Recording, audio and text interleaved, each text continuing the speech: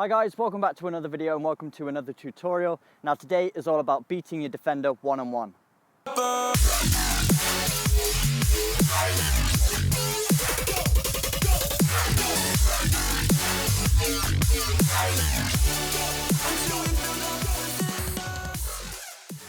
So there are all different kinds of skill moves that you can use for beating a defender, and some of them look really good. It's great when you can pull them off in a game, it's entertaining for the crowd, it's very satisfying. But at the end of the day, the most effective dribbling style is the one that just gets past the defender and gets yourself in a better position to help your team out. And sometimes all that takes is a little change of direction, a little change of speed, unbalancing that defender just to create that inch of space that allows you to make your next move. So that's what we're going to talk about today, is beating our defender with speed and changing direction slightly to unbalance him. So the first thing we need to talk about is our approach to the defender.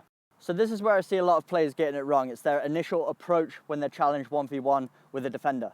So if you're not confident in a 1v1 situation, usually it will show in your body language. You're trying to avoid that defender at all costs, where you really need to be going directly at them. You need to force them into a decision and keep them guessing and be unpredictable. If you're showing to one side initially because you don't want to go into a 1v1 situation, all you're doing is making that defender's life very easy. You're becoming very predictable. You're showing them really early what side you want to go. So when you're approaching the defender, always go directly at them. Now I've got two options. Now it's very unpredictable. The defender has to guess which way I'm going to go, and he's going to have to show his body language to one side, and then I can expose his weak side. I'll explain more about that in just a second, but that's the number one tip with your approach. Always go directly at your defender. Step two is your speed of approach. You don't want to go slowly at the defender. You're just going to give him more time to react to what you're going to do. If you're going at him with pace, he really has to guess and think about it quickly and has to react and guess where you're going to go. So don't make his life easy. A way to do this, you want to take setup touches by nudging the ball. You'll see a lot of top level players doing this. It's taking a small, quick touch of the ball with every step, and it's moving very quickly towards them.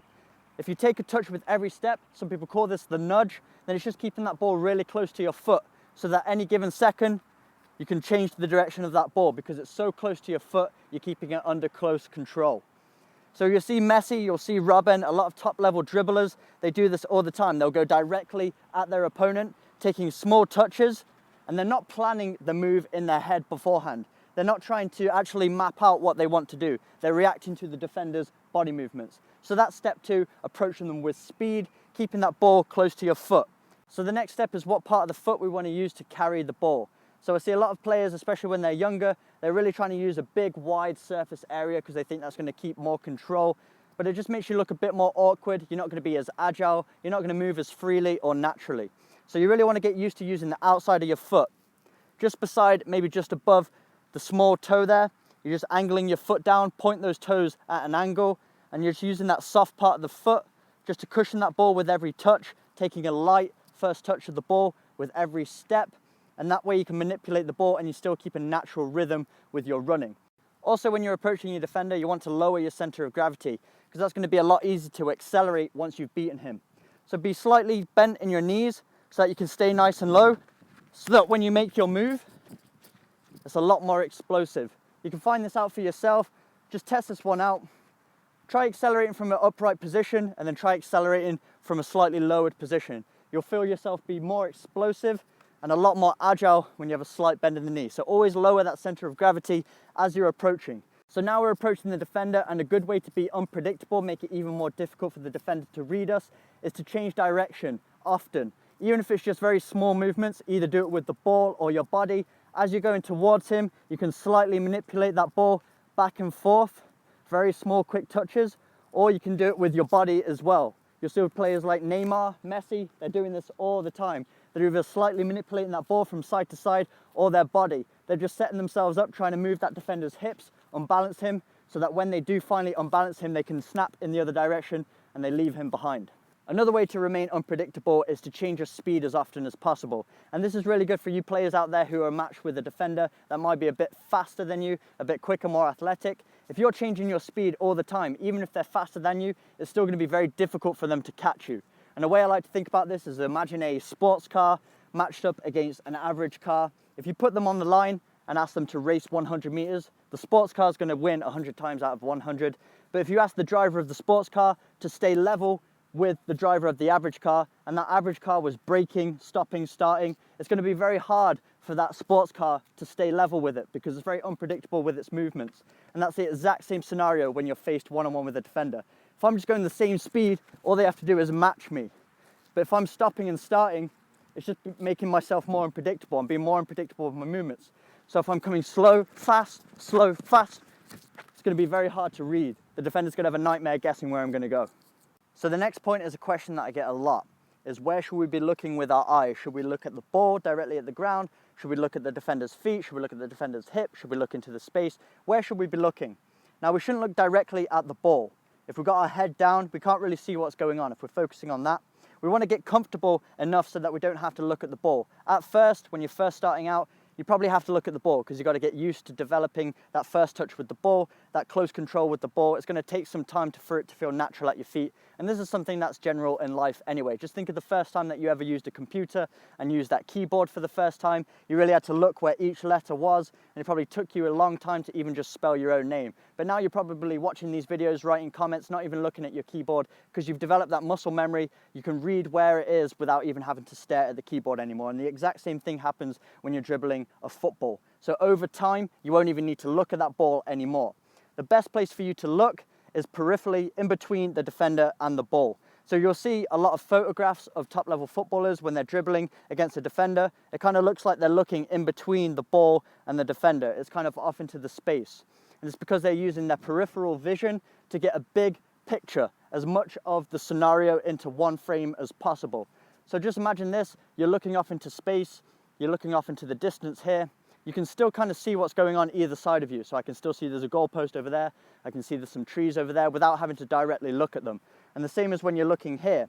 So if you look in between the ball and the defender, you can still see the ball and you can also see the defender. Because you want to keep that ball under control, but you want to see what the defender's doing with their hip movements as well. So that's what you should be looking for.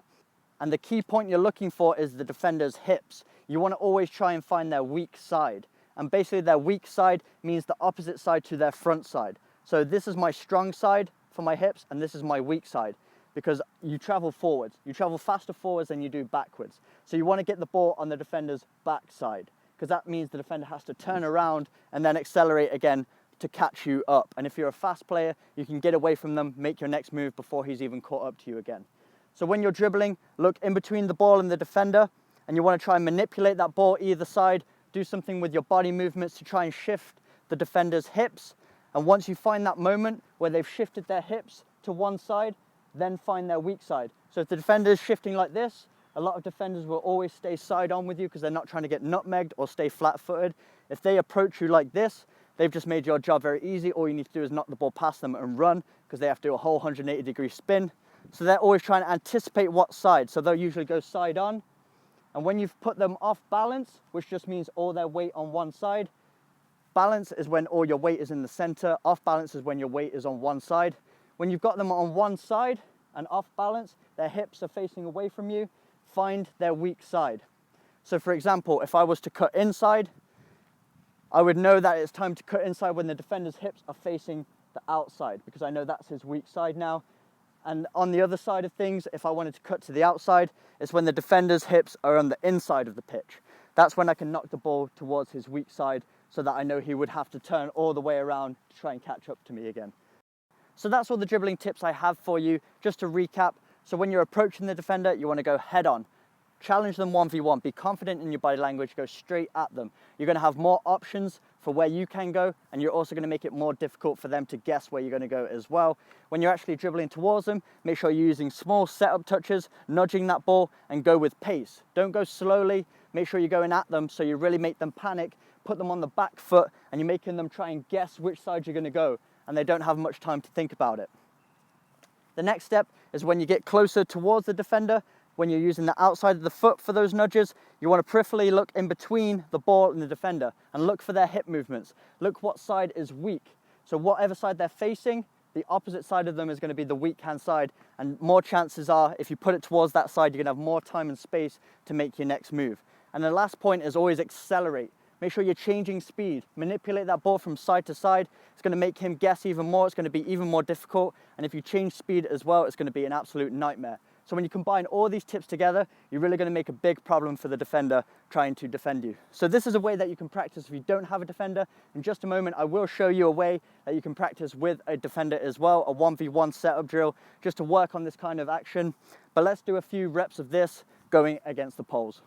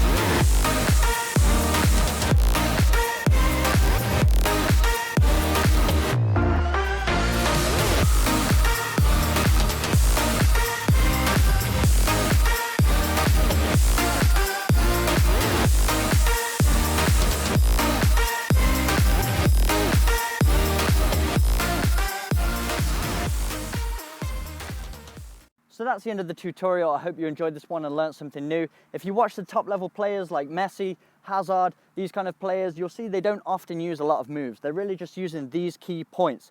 Going at their defenders with pace, manipulating that ball from either side, and just trying to be unpredictable with their body movements. So make sure you apply these tips. You don't need all the showboat moves in order to beat your defender one-on-one. You just need to be deceptive. So hopefully you enjoyed this video. If you did, make sure you smash that like button, hit that subscribe button for weekly training videos, and I will see you guys in the next video.